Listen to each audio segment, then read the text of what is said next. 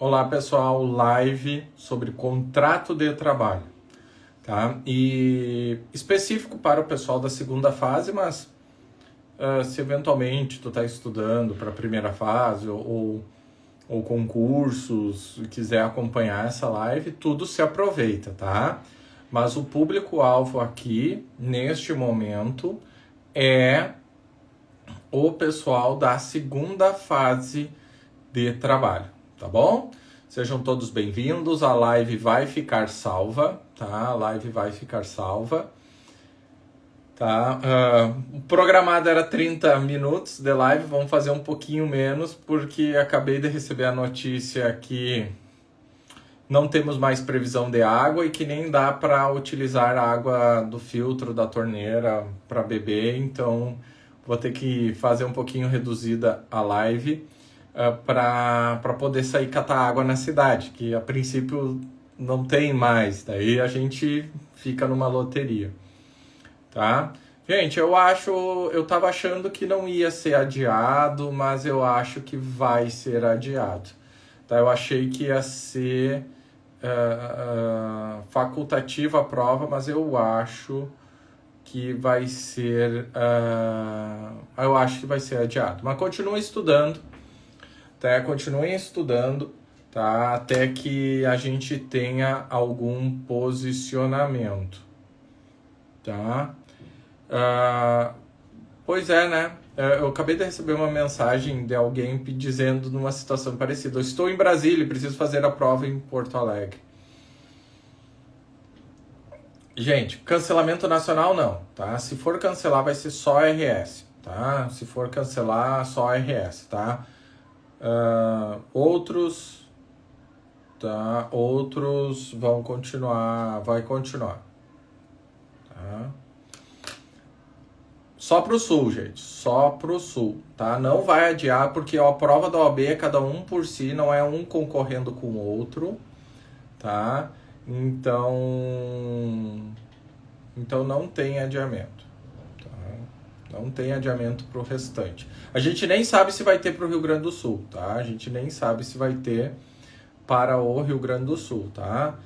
Mas com certeza, a não ser que venha uma catástrofe para outros estados, hoje, se adiar, vai ser só Rio Grande do Sul, tá? Vai ser só Rio Grande do Sul, tá? Então continue, quem é do Rio Grande do Sul, continue estudando, porque a gente não tem nada, tá? Porque a gente não tem nada ainda, tá? A gente não tem nada ainda e tem que aguardar, tá, gente? Tem que aguardar, tá? Tem que aguardar, tá bom? Vamos lá, então.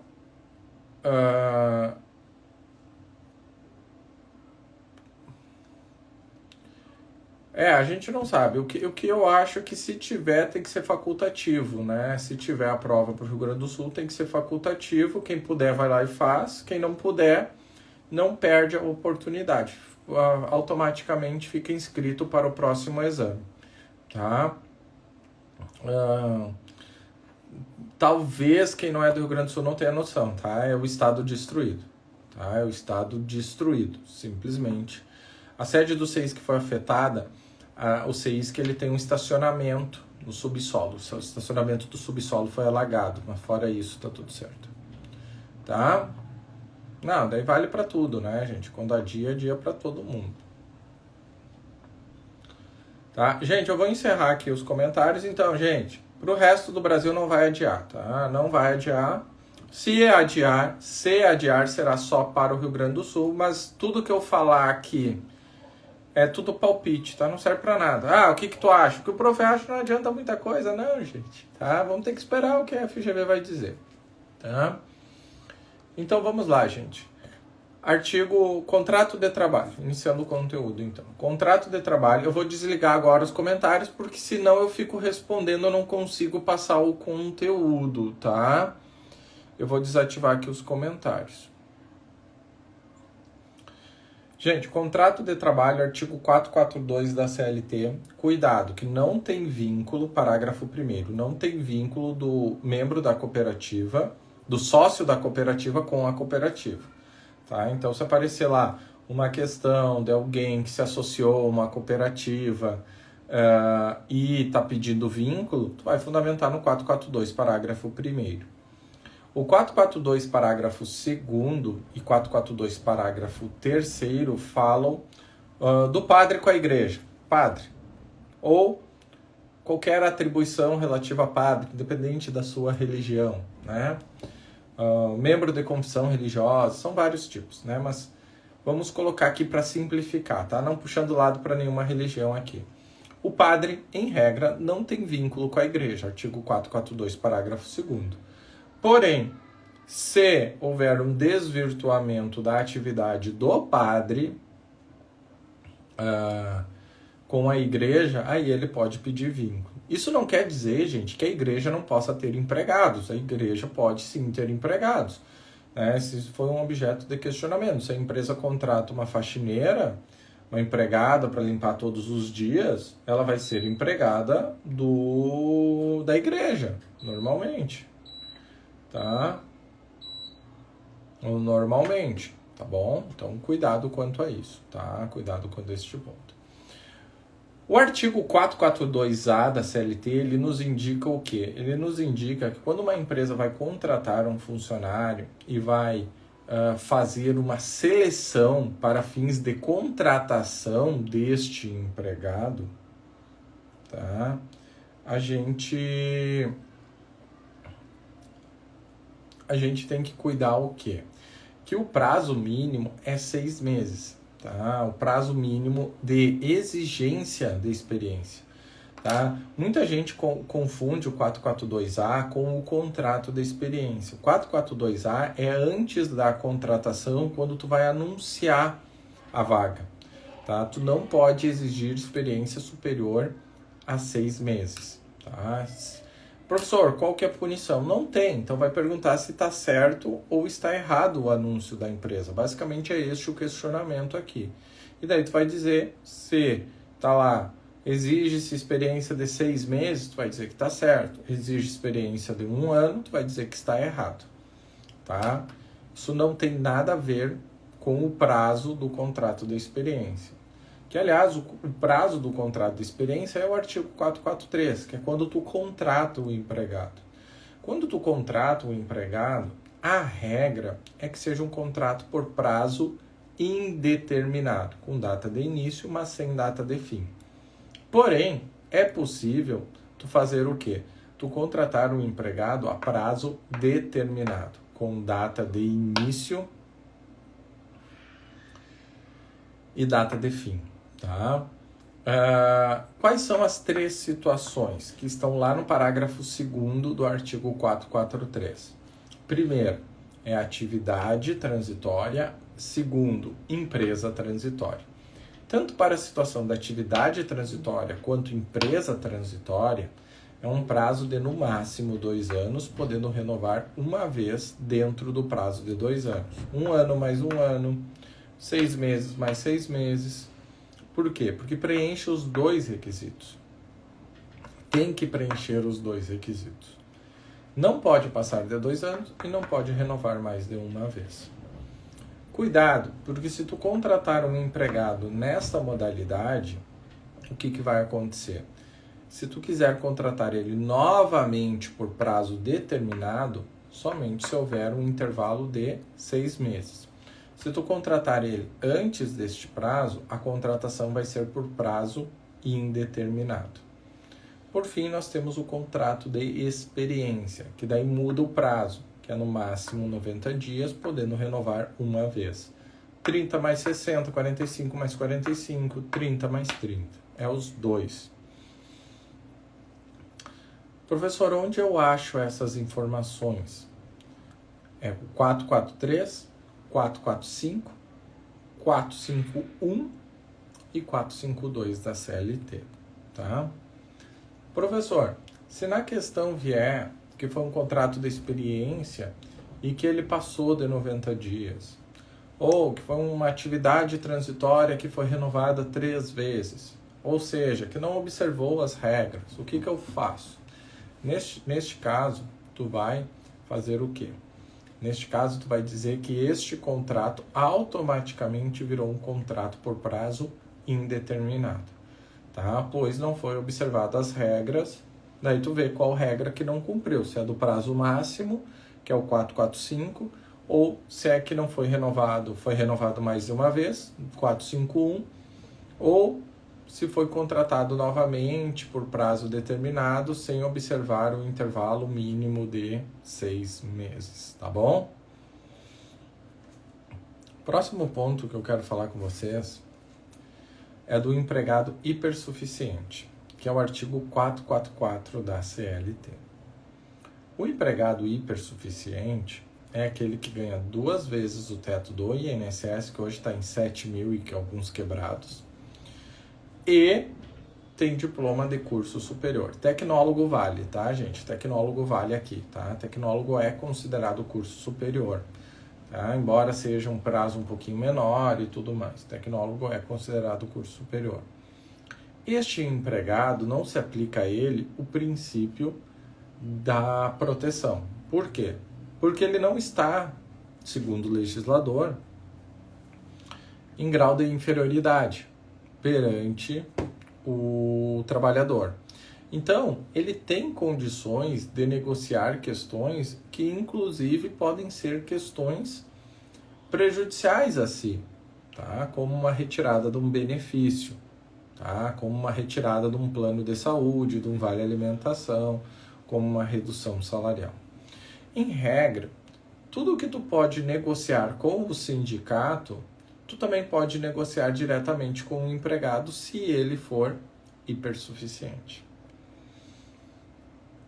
Próximo ponto que eu quero falar com vocês é sobre a alteração contratual, que é o artigo 468, e que surgiu algumas dúvidas porque foi uma questão que caiu no simulado. O 468, ele fala que, em regra, tu só pode alterar o contrato se um empregado concordar e se a alteração for mais benéfica. E daí eu perguntei num simulado se a empresa poderia retirar o plano de saúde do trabalhador. E muitos alunos vieram me questionar. Professor, eu coloquei que podia retirar o plano de saúde, porque o plano de saúde não é um direito obrigatório da empresa fornecer. Então, se ela forneceu e não é obrigatório, ela pode retirar. O que acontece, gente, é o seguinte: existem aquelas verbas que são obrigatórias por lei, que estão lá no artigo 7º, e existem as outras que são benefícios, que tu dá se tu quiser.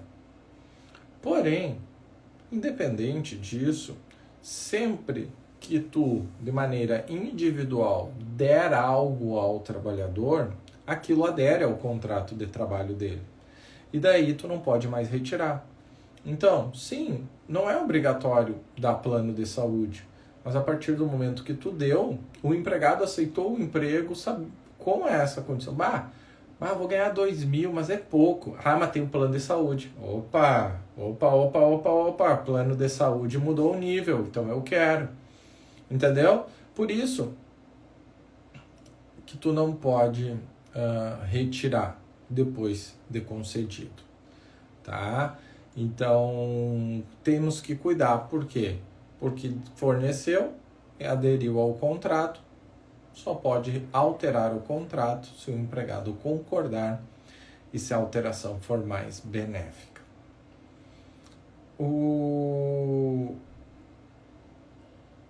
Nós temos como exceção aqui, gente, a cabeça não está muito legal não, mas vamos lá. Gente, nós temos como exceção aqui 2 situações, ao qual tu pode alterar o contrato prejudicando o trabalhador, de certa forma, que é através do acordo de convenção coletiva. Por quê? Porque daí tem o sindicato, entra direito coletivo, não tem o princípio da proteção. E, que nós tínhamos falado agora há pouco, se o empregado for hipersuficiente. Outra questão que nós temos que cuidar é o parágrafo 1º e o parágrafo 2º do 468. Parágrafo 1º, gente, ele fala que a qualquer momento tu pode colocar o empregado ao cargo de origem, tá? O gerente pode voltar a ser vendedor, tá? o coordenador pode voltar a ser professor. Isso não é uma alteração ilícita, porque a definição de cargos, tá? A definição de cargos é uma atribuição do empregador. Ele tem o direito de escolher quem vai ser os seus empregados com poderes de mando e gestão. Não pode a lei determinar. Claro que aqui tu não diminui o salário, né? O que tu pode fazer no máximo é retirar a gratificação de função. Porque geralmente quando tu tá numa função com poder, demanda e gestão, tu recebe uma gratificação. Daí tu volta ao cargo de origem, teu salário base permanece o mesmo. O que vai acontecer? Tu vai perder a gratificação de função. Perde a função, perde a gratificação. Mesmo que prazo superior a 10 anos. Tá? Súmula 372 não se aplica mais. Próximo artigo é o 469. O 469 fala da questão relacionada com a alteração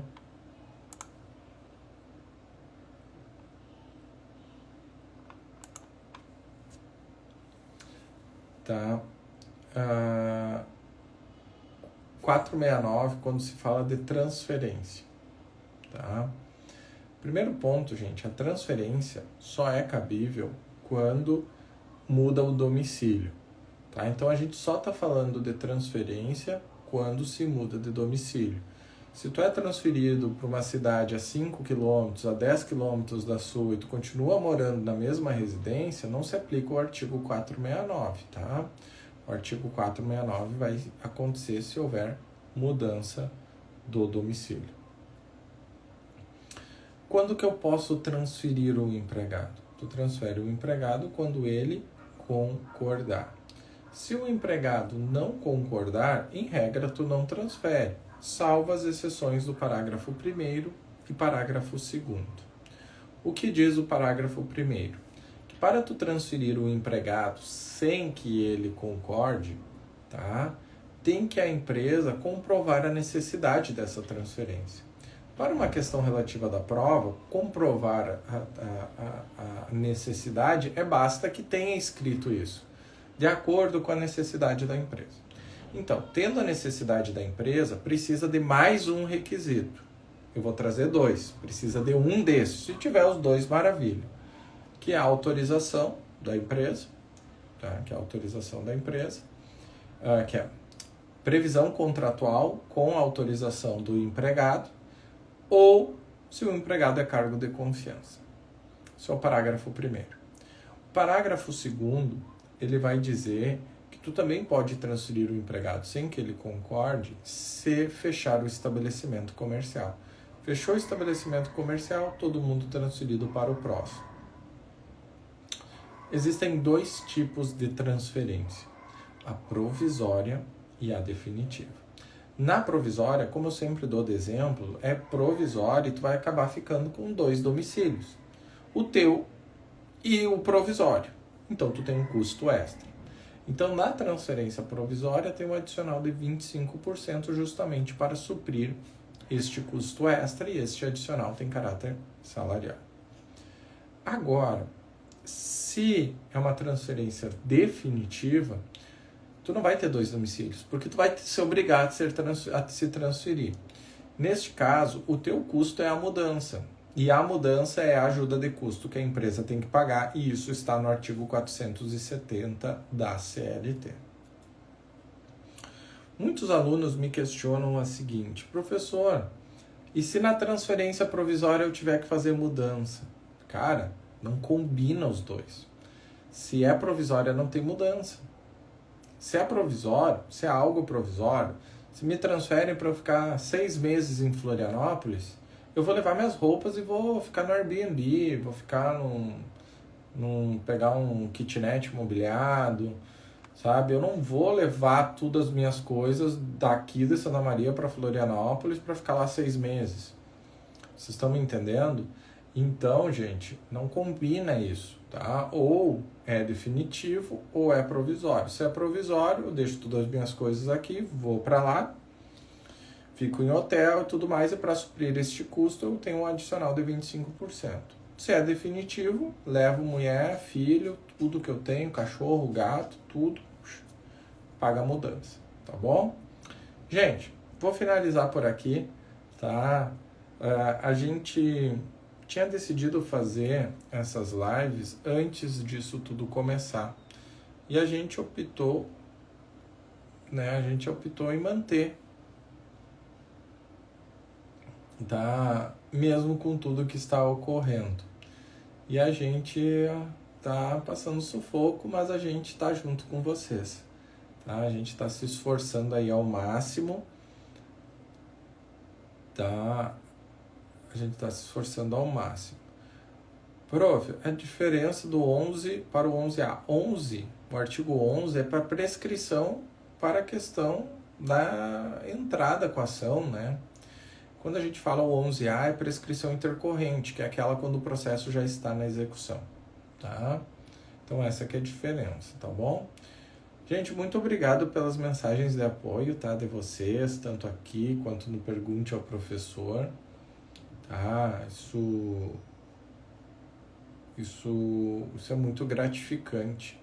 Eu tenho recebido muitas mensagens de pessoas que trabalham comigo que eu nunca imaginei que iam me mandar mensagem de solidariedade, né? Porque hoje em dia as pessoas estão cada vez mais frias, cada vez mais na sua.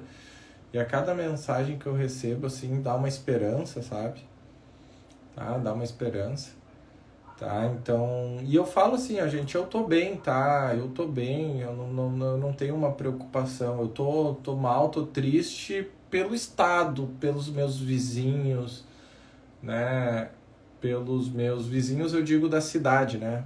Entendeu? Pelos meus conterrâneos aqui, pela destruição que foi o estado, sabe? Então, mas eu tô bem, tá? Mas é triste ver isso, é triste. Gente, quem tá acompanhando pela TV não tá vendo 5% do que tá acontecendo, tá? Do cara, tem um áudio que da menina, o socorrista, que ela pede para ele pegar a boneca. Uma boneca que apareceu na enchente. E daí o cara vai pegar a boneca, era um bebê, não era uma boneca. É assim pra pior, gente. É assim pra pior. Tá? Essa história aí é verídica, sabe?